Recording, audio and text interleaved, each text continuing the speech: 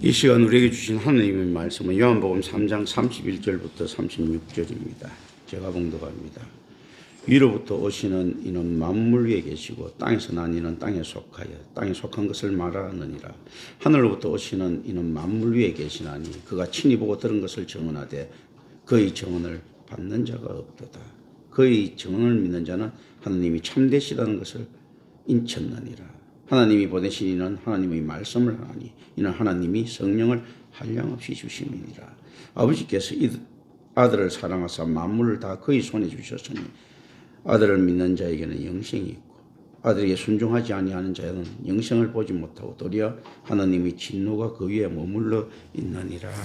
아멘. 여기에 우리 이제 성경의 기본 원리들을 좀 볼 수 있습니다. 확실히 제가 이제 눈이 많이 나빠졌어요.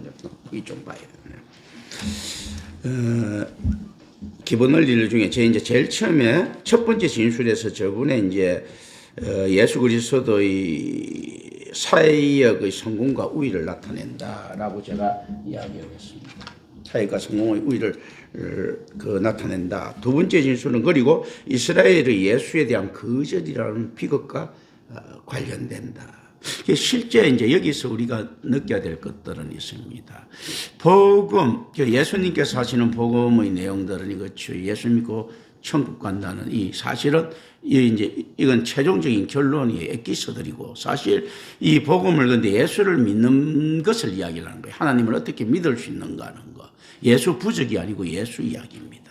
우리가 그냥 예수라고 하는 고유명사를 믿는 것이 아니고 성경을 알고 믿는 겁니다.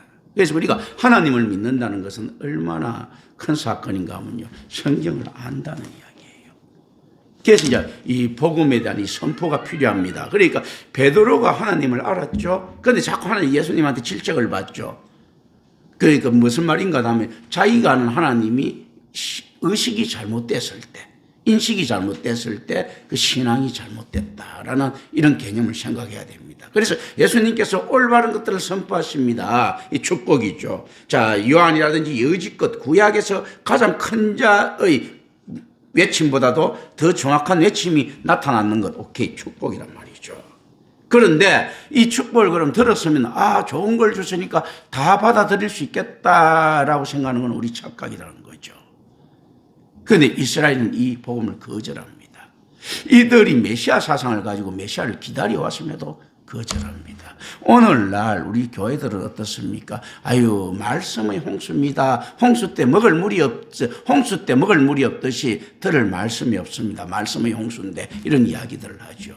그러면서 실질적으로 올바른 하나님 말씀이 캐리그마 선포가 될 때는 어떻습니까? 외면합니다. 이스라엘이 메시아를 기다렸던 이스라엘이 메시아를 외면했듯이요. 오늘날 올바른 교회가 나타나고 올바른 캐리그마가 나타나면 그 캐리그마는 거부당합니다.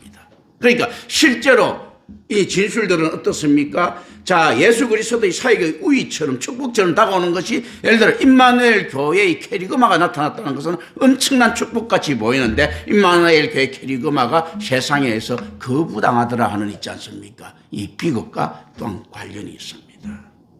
실제 복음이 나타났을 때 받아들이는 숫자가 0.0001밖에 안 됩니다. 묘하게도. 그런데 인류의 구원을 위해서 예수님이 나타나셨다는데 실제로 수학적으로 물리적으로 어떤 것들이 더 크게 나타납니까? 인류의 심판이 더 크게 보입니다. 복음을 받아들이는 사람이 100만 명 중에 한 명이면요. 99만 9,990명이 심판받을 때 한 명 구원 얻을까 말까 한다는 거예요. 1억 명 중에 한 명이면요. 예를 들어 1억 명이 계산하기가 어려우니까 한 10억 한 명 중에 한 명이면 10억 명은 지옥 가고 한 명은 천국 간다. 이 이야기예요. 이 역대 중세의 암흑시대 때 교회가 없었다 생각하면 그거 다 지옥이라는 이야기거든. 교회 바깥에서는 구원이 없기 때문에. 왜냐하면 교회를 통하지 않는 복음의 선포는 있을 수가 없습니다. 그런 거거든요. 그래서 예수님께서는 공동체적으로 임하는 겁니다. 개인적으로 아니고. 그렇거든요. 실제로 이런 것들을 우리가 생각을 합니다. 그래서 이 예수 그리스도 사역의 역사적 정황들이 있었죠. 예수가 거부되는 사건들이 있었습니다. 이 사건이 언제 지금 계속되고 있느냐 하니까 요한이 이야기합니다. 요한 공동체에서 지금 사도 요한이 이야기하는 거예요. 거부되고 있더라라고 이야기합니다. 그 죽였던 예수 죽였던 니들 지금도 거부하고 있더라. 오늘 김경천 목사는 이야기를 어떤 이야기를 합니까? 초대교회에 거부당했던 그 복음이 지금도 거부당하고 있더라. 이 똑같은 역사적 상황에서 지금 적용되더라라는 이야기입니다. 그리고 이제 33절부터 35절까지를 봅니다. 인장은 보호하고 봉하며 인정하기 위한 용도로 사용됩니다. 그런데 여기서는 마지막 의가 고조되고 있으면 인정하는 것. 그런데 이 인정이 어떻게 인정이 되는가 했을 때 예수 그리스도의 캐리그마가 누가 인정하는가 했을 때 성도가 인정합니다. 청자가. 어떻게 인정하는가 했을 때 청자의 변화가 인정을 합니다. 그러니까 이게 무슨 말인가 하면 한 영혼이 천하보다도 귀하다고 하나님께서 복숭아를 딱 깔아놓으셨어요. 그러니까 예수 그리스도가 사실은 예수 그리스도의 전도는 실패한 전도나 다름없죠. 12제자까지 다 도망을 갔으니까 나중에. 근데 이제 다시 부활하신 예수께서 찾아옴으로써 이제 그 사람들이 이제 사도가 되기 시작하는데요. 여기서 우리는 이제 의미적으로 이렇게 생각을 합니다. 느낍니다. 예수님께서 인자이신 예수께서 하시는 일이 성공한 게 하나도 없다. 그런데 인자이신 예수께서 하신 일이 성공한 게 딱 하나가 있어요. 그게 무엇이겠습니까? 자기 희생. 십자가에 달리신 것만큼은 없는 거예요. 타인을 위해서. 그런데 공헌은 없습니다. 인자이신 예수께서도. 그런데 어떤 예수가 타인의 영혼의 구원에 직접 감려하고 성공을 시킵니까? 부활하신 예수. 하나님이신 예수께서, 그리스도이신 예수께서는 우리를 구원하시는데 인자이신 예수께서도 우리의 구원에 대해서는 그건 없고 무엇만 할 수 있을 뿐입니까? 자기 희생, 자기 헌신을 할 수 있는 겁니다. 예, 저도 만약에 자 하나님의 은혜를 빼고 김경천 목사가 은혜 받은 김경천 목사는 무엇을 할 수 있는가 했을 때 내 헌신, 자기 헌신밖에 할 수 없습니다. 여러분을 도무지 교화시킬 수가 없어요. 그런데 하나님의 은혜가 그렇다면 여러분들을 바꾸는 겁니다. 어느 터전 위에서요? 김경천 목사의 자기 터전 위에서 예수 그리스도의 자기 헌신과 자기 헌신, 자기 사역 위에 구원을 이루신 하나님. 똑같이 있지 않습니까? 선지자, 목사 있지 않습니까? 자기 사역 위에 구원을 이루신다. 하나님의 은혜가 여러분들을 구원에 이끌게 되고 복음을 들릴 수 있게 만드는. 그래서 실질적으로 누가 정인이 되는가 했을 때 성도가 정인이 됩니다. 이게 주목해야 될 것은 성자가 하나님께서 그에게 말하도록 주신 것을 증거하시기 때문에 이 증거는 어떨 때 진실성이 확인되는가 하면 성도를 통해서 그 진실성을 확인한다는 겁니다. 그래서 실질적으로 어떤 성도를 통해서 했을 때 예수님께서 인자신 예수님께서 해놓으신 것은 없습니다. 자기 희생 말고는. 다 실패를 했으니까요. 그때 어떻게 되는가 하면 부활하신 예수님 그리스도께서 제자들을 찾았을 때 있지 않습니까? 그 바탕이 마련되어 있더라는 겁니다. 그래서 저는 캐리그마라는 이 있지 않습니까? 복음의 선포를 통해서 여러분들에게 끊임없이 바탕을 만들 것이고 그 바탕의 터전 위에 하나님의 은혜라고 하는 궁극적 구원의 수단이 내려올 것입니다. 실질적으로 그래서 교회가 올바른 복음을 전파하면 것이지 있지 않습니까? 아유 교회 행정이 어쩌고 저쩌고 있지 않습니까? 이런 헛소리를 하면 안 됩니다. 그 다음부터 아유 이래갖고 내가 시험 받지 구원 받을 수 있겠어? 이렇게 이야기할 때는 무엇이 없다는 이야기입니까? 김경천 목사의 사역이 없는 것이 아니고 하나님의 은혜가 없다는 겁니다. 성령 회성제죠. 뭔가 하나님의 은혜를 거부하는 겁니다. 복음을 들었는데도 불구하고 이렇게 완고한 복음에서 어떻게 되겠어 하면서 자기 구원을 이루지 못한다면 하나님의 은혜를 거부하는 성령을 회상하는 이 모습을 가지고 있습니다. 자기 회개가 이루어지지 않는. 회개라는 것은 어떤 것이랍니까? 내가 잘못했습니다. 용서해 주세요. 이게 회개가 아닙니다. 회개는 하나님께로 돌아가는 것. 내가 잘못했습니다. 했습니다. 이건 뭔가 자기 양심으로 돌아가는 후회입니다. 후회. 후회로 구원받지 못합니다. 회개, 하나님께로 돌아가는. 그래서 실질적으로 아유 내가 죽기 전에 회개하고 천국 가야 되는데 언제 죽을지 모르는데 뭐 어쩌고저쩌고 죽기 전에 회개하면 천국 갑니까 했을 때 천국 가죠. 그런데 실제 죽기 전에 회개할 능력이 있느냐 했을 때요. 회개라는 것은 하나님께 돌아가는 행위인데 12제자가 그렇게 3년 동안 교육받았는데도 안 되는 그 회개가 일어나겠습니까? 하나님을 모르는데. 예수라고 하는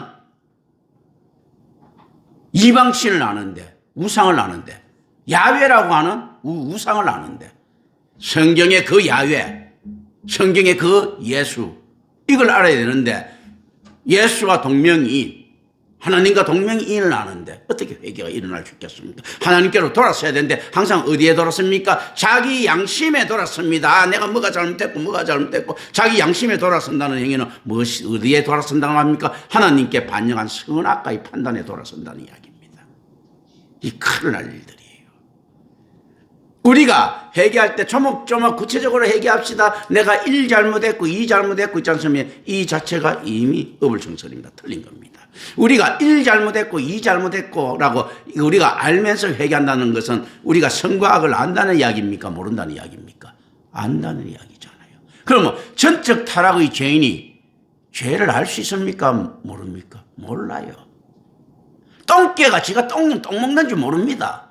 죄인은 자기가 죄 짓는지 몰라요. 그런데 아유 내가 잘못했습니다. 이거 양심에 돌아가 할 때 이게 과연 그렇다면 어떤 겁니까? 자기가 선악을 판단할 수 있다는 이야기잖아요. 그래서 내 잘못을 뉘우칠 때 회개가 됩니다 했을 때 자기 잘못을 알 수 있다는 전제가 깔리잖아요. 그럼 자기 잘한 것도 알 수 있다는 전제가 깔리잖아요. 이 자체가 모순이라는 거죠. 그래서 회개라는 것이 우리가 회개합시다. 내가 무엇을 잘못했고 내가 개똥이 소똥이 돈을 훔쳤습니다. 뭐 훔쳤습니다 하고 막 이렇게 고백하는 이 자체가 회개가 아니에요. 하나님께 돌아가고 그의 뜻이 맡기는 겁니다. 개똥이 소똥이한테 있지 않습니까? 돈 많은 훔치기 전에 자기는 이미 있지 않습니까? 이 사회에 엄청난 도둑질을 하고 그 집에서 살고 있습니다. 그런 생각하지 않고 아유 나는 뭐 정당한 기업회가 그런 건 뜯다고 내가 월급 받는 거 뜯다는데 그 월급에 있지 않습니까? 얼마나 많은 도둑질이 숨어 있겠습니까? 장물합이잖아. 대기업 나는 도둑질한 거 없어. 대기업이 잘못했지만 대기업이 그거 월급을 받아간 장물합이잖아요. 도둑질한 걸 받은 장물합이야. 나는 지금 깨끗하게 해가지고 어떤 물건을 갖고 가서 이렇게 사고, 팔고 사고 이익을 남겨서 했을 때 있지 않습니까? 그 가치를 속인 거짓말쟁이잖아. 10,000원에 사고갖고 11,000원에 팔았다. 1,000원을 속인 거짓말쟁이잖아요. 이 어디까지가 진짜 도둑질이고 모르고 우리가 그 안에 기준이 확실치가 않습니다. 우리가 밥 먹고 살아간다는 자체가 있지 않습니까? 하나님의 은혜를 거부했을 때 그 에덴 동산에서의 수동적인 삶과 적극적인 순종을 거부했을 때는 이미 도둑질 안 하고는 살아갈 수가 없게 됐습니다. 땅을 착취해서 있지 않습니까? 땅의 지력을 빼앗으면서 곡식을 일궈냈고요. 광산을 허물어 가면서 있지 않습니까? 그 광산에서 그저 얻은 것을 갖다가 세상에 팔아먹었습니다. 그렇지 않습니까? 그런 거거든요. 자기 뇌라는 것은 자연 친화적인 것들입니다. 인간의 것들은 다 자연적인 거잖아. 이 머리 썼다고 해갖고 턱 커내갖고 다 불을 축적했습니다. 그거는 뉘우치지 않고 있지 않습니까? 옆에 개똥이 소똥이 돈 많은 훔친 거 이걸 도둑질이다. 이렇게 생각한다. 그러니까 실질적으로 우리는 죄를 짓지 않고는 살아갈 수 없는 존재이기 때문에 죄에 대한 인식을 우리가 할 수 있다는 이 자체부터 내려놔야 됩니다. 그래서 올바른 복음이 들어가면 자유로워집니다. 진리가 자유로워져 있는 게 있지 않습니까? 죄에 대해서는 불가항력적입니다. 하나님의 은혜가 불가항력적이듯이요. 우리가 죄 짓는 것도 불가항력적입니다. 그런데 하나님께서 불가항력적인 걸 갖다 가능하게 만드시겠습니까? 불가항력적이니까 우리 죄에 누가 간섭합니까? 하나님이 간섭합니다. 하나님만이 해결할 수 있으니까. 그래서 세상에 지는 구차스러운 죄를 이야기하는 것이 아니고 회개라는 것은 하나님께 돌아가가지고 있지 않습니까? 하나님을 알고 그 뜻에 맡기는 겁니다. 양심이고 후회라는 것은 어떻습니까? 우리가 뉘우친다는 이 개념들은 무엇에 맡기는 이야기면 자기 이성적인 판단에 맡기고 사회 구성에 맡기는 겁니다. 이렇게 사회적으로 통용될 수 있는 죄는 죄가 아니야. 그러면서 아이고 사회적으로 좀 손가락질 받는 거는 죄로 치자. 뭐 이렇게 이야기를 하죠. 그래서 보다 작은 죄가 있고 보다 큰 죄가 있고 막 이렇게 있는 거죠. 자기 마음속에서 수도 없이 많은 사람을 죽이면서도 실제로 있지 않습니까? 우연히 한 사람 찔러 죽인 사람은 살인죄가 되는 거고, 자기가 있지 않습니까? 수도 없이 마음속에서, 그리고 있지 않습니까? 말로 죽이는 사람들, 경쟁사회에서 자기가 잘 산다는 것은 낙후된 수없이 많은 가정들 있지 않습니까? 이 사람들이 생명을 조금씩 깔아먹은 거하고 진배 없습니다. 자, 이런 거죠.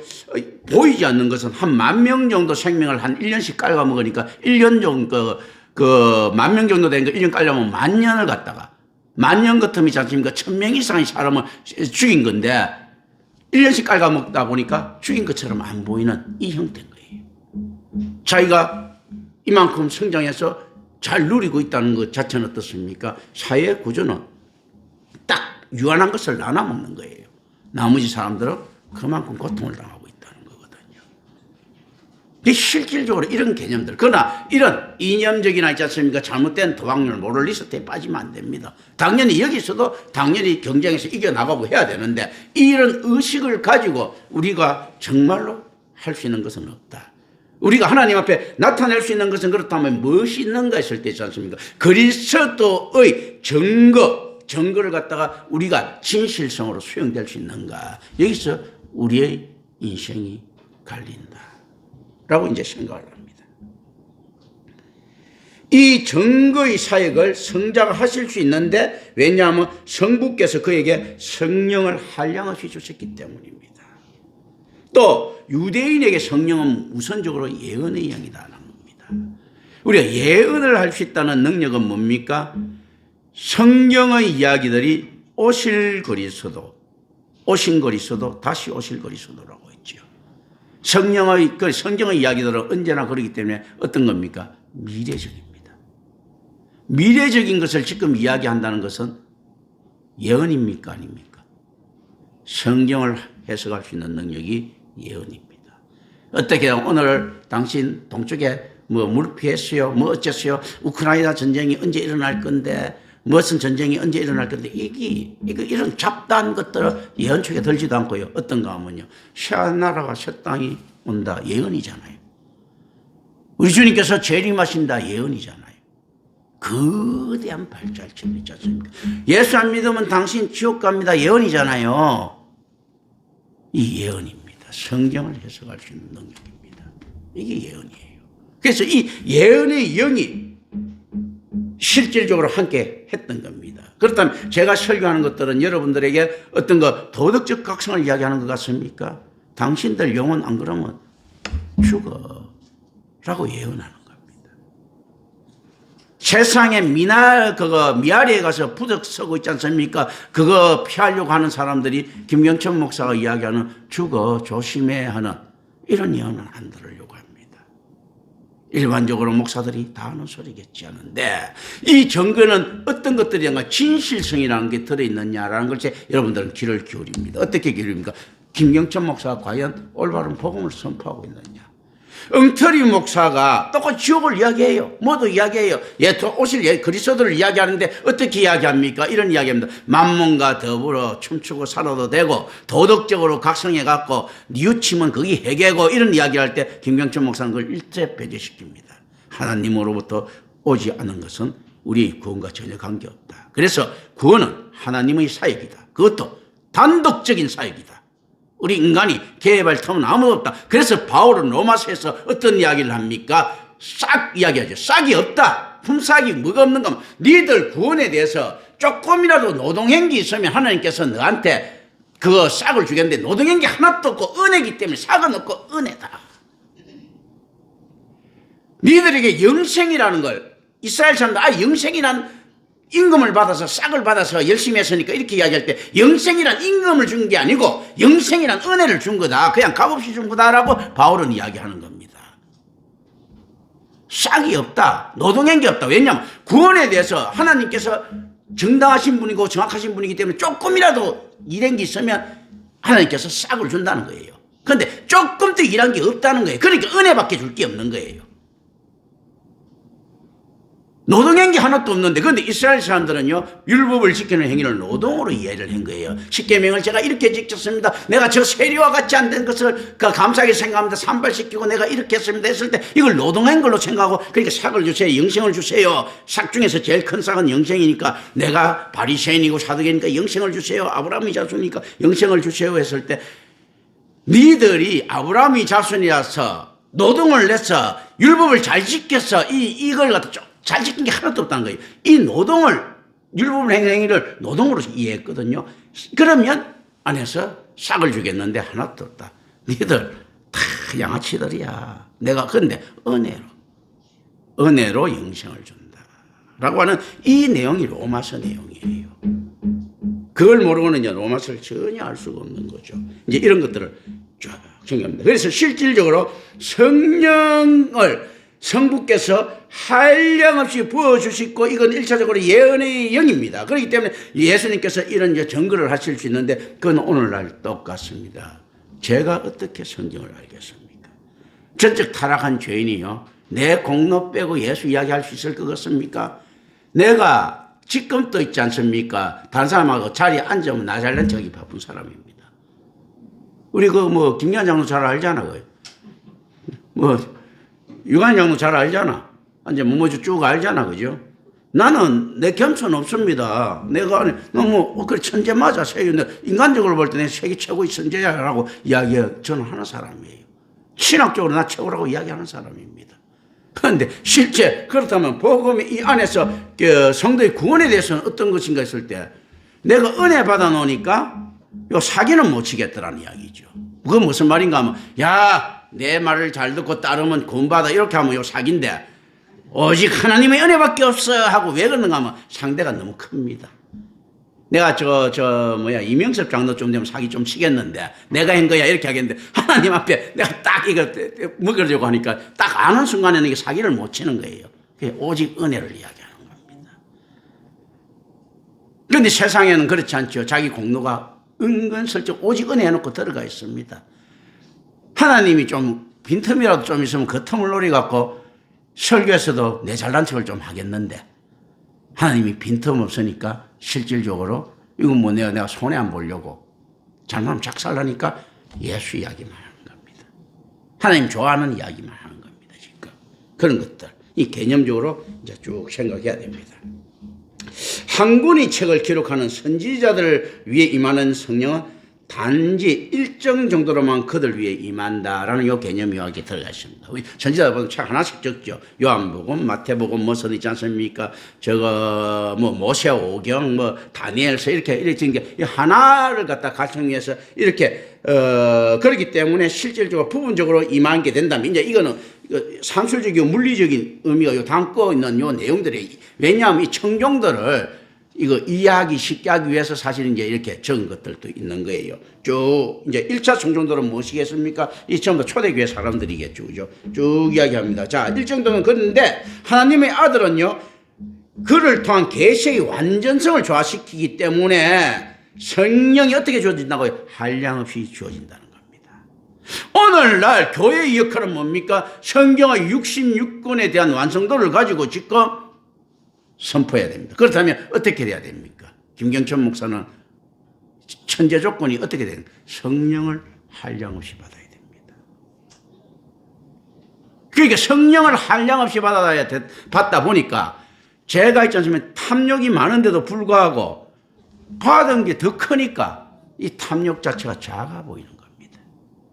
그런데 다른 놈들 보면 이제 목사라고 뭐라고 하는 것이 탐욕이 커 보이는 거는요, 받은 성령이 없으니까 자기가 가지고 있는 탐욕을 갖다가 경건하게 만들려고 하니까 이 탐욕, 속이는 것들로 경건한 척하는 것도 자기 낮춤을 통한, 자기 겸손을 통한 자기 교만들 막 나타나죠. 나는 부족합니다. 뭐합니다. 설교 현장에서 막 하는 인간들 있지 않습니까? 그거 내가 불린 개새끼들이에요. 왜 그렇겠습니까? 아니 설교원장이 지가 부족한 걸 왜 이야기합니까? 예수 이야기하고 하나님 이야기해야 되는데 아유 제가 이렇게 하다가 잘못했습니다. 제가 보니까 죄 많은 인생이에요. 아니 죄 많은 인생이고 우리는 전적 타락의 인간이라고 딱 성경에서 선포했어. 그 지 죄 많은 거 지금 여기서 할 그 거리 아니 그 이야기는 뭡니까? 나 이 정도로 날 갖다가 알고 있고 내 겸손한 사람이 하고 지 자랑하는 거잖아요. 그렇지 않습니까? 지 자랑하는 사람들이야. 실질적으로 자선을 베푸는 사람들이라는 것도 그렇지 않습니까? 자기가 나중에 당할 수 있는 그것 때문에 베푼다거든. 자기 후손들 습성적으로 인간은 본능적으로 지들이 못 살 때를 대비하는 투자다라고 이야기하거든요. 근데 지들은 계속 끝까지 잘 살겠지. 잘 살겠지만 그게 왜냐하면 인간한테 이렇게 자선을 쭉 베풀잖아요. 그건 결과적으로 뭡니까? 인과가 돌아갈 때 나중에 뭐라도 하나. 그리고 자기 명성은 또 높아지고 그런 것들이거든요. 자선을 할 때마다 있지 않습니까? 맨날 손가락질하고 비방해 보세요. 지금 자선보다 한 99%는 없어져 버릴 겁니다. 그렇잖아요. 실제 근데 우리 주님께서는 어떻습니까? 손가락질 받고 비방받는데도요. 자선 사업 하시잖아요. 그런 거거든요. 이 참 사랑에 의한 자선이 아니고 자기 높임, 자기 관리. 그렇다더라도 실제로 누가 자기 높임을 해서 그 정도 자선을 할 수 있겠느냐. 적음에도 박수 받을 만하다 맞는 말이죠. 그런데 그렇다면 그건 역으로 이야기하면 어떻습니까? 인간이라는 것은요. 그 정도도 안 한다는 거야. 자기 높임이 있는 그 정도도 안 하는 놈이 자기 비하를 통해 갖고 있지 않습니까? 남을 구원하는 일을 하겠냐는 거죠. 자, 자기 높임이 있는데도 불구하고 있지 않습니까? 자선하는 놈들은 빌 게이츠, 록펠러 있지 않습니까? 아니, 한정이 쭉 됐어요. 부자들도. 그러면서 록펠러도 보면 뭐 M&A 기재고 뭐 보면 뭐 자기 그 가정부하고 월급 때문에 싸우고, 자기 높임을 막 하고 그렇지 않습니까? 저거 뭐 빌 게이츠 보면 있지 않습니까? 옛날에 눈 못 떴을 땐 자기 가족밖에 없는 듯 하더니 있지 않습니까? 눈 돌아가니까 온갖 여자 다 쳐다보고. 그렇게 되지 않습니까? 그거? 그렇게 되는 거라고. 그런데 실제 이런 와중에서도 안 하는 놈들이요. 자기가 자선을 하고 자기가 열심히 벌어서 돌아줄 때마다 돈 어떤 사람한테 100억 정도 주고 10억 주고 1억 주고 막 이렇게 도와줘. 가는 사람은 막 도왔어요. 근데 돈을 받으면서 하는 소리가 야, 이 새끼야. 내 서기는 잘 되겠지만 이 나쁜 놈아 알았어 하고 가져가고 또 계속 그렇게 하면 도와주겠어요? 안 도와주잖아요. 그런데 진짜로 사랑한다면 어떻습니까? 도와주고 지 아들이 아버지 나한테 해준 게 뭐 있습니까? 하고 한 1조씩까지 가잖아. 그죠? 그러고 난 다음에 그냥 푼돈 1조 줘놓고 하면서 10조 가져가고 그죠? 그거 주지 않습니까? 그거 왜 그래 줍니까? 나름 속고 있지만 사랑이라는 개념이 있기 때문에 주는 거거든. 지 새끼니까. 실제 그런 예수님께서 우리 인류에게 하는 게 뭡니까? 그거보다 더한 거죠. 예수님 이 때려 죽일 놈아 하는데 그래 날 때려 죽여. 이렇게 하고 계신 거잖아요. 빌 게이츠가 있지 않습니까? 한 몇 조 내놓을 때 있지 않습니까? 예수님께서는 수천 경 이상 또 내놓고 경 이상이 다니까 해입니까? 해 뭐 이렇게 내놓고도 있지 않습니까? 미안해 하고 계시는 이런 꼴 아닙니까? 그렇게 누가 하겠느냐는 거죠. 사랑이 있으면 하더라는 거죠. 어떻게 합니까? 자기 자식한테 눈 돌아가는 인간들 보면 하지 않습니까? 그게 실질적으로 인간에도 가능하게 보이는 거예요. 자식한테 냉정한 사람들은 안 해요. 근데 눈 돌아가는 인간들 보면 하거든, 그거요. 자식한테 온갖 주고 요거도 먹으면서도 한단 말입니다. 그거 왜 그렇습니까? 나는 착각하고 있는 가짜 사랑이라도 사랑이 있기 때문이거든요. 예수님께서 왜 이렇게 하셨겠는 게 사랑이 있으면 한다는 겁니다. 그래서 실제 사랑이 없는 자선은 자선이라고 할 수 있겠느냐 하실 때 아니라는 겁니다. 실제 그것도 안 하는 게 인간들이더라. 실질로 자선을 갖다가 할 수 있는 것들은 누군가 했을 때는요. 그리스도인들밖에 없더라는 겁니다. 참 사랑을 가졌을 때. 이 개념들을 이제 쭉 가지고 들어갑니다.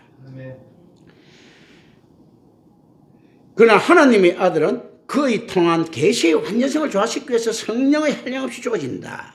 따라서 성자를 통한 계시의 완전성은 명백히 그에게 성령을 한량없이 주신 일의 결과지요. 그러니까 이 계시의 완전성은 어디에 일어납니까 할 때 예수 그리스도를 위해서 완성되는데요. 오늘날 많은 부분들이 지금 안에서 간과되고 있는 것이 있습니다. 이 계시의 성령을 한량없이 주신 분 누구십니까? 성부시죠. 실질적으로 어떤 삼위일체 하나님의 사기란 말입니다. 예수 그리스도의 계시기도 하지만 삼위일체 하나님의 헌신입니다. 삼위일체 하나님의 자선입니다.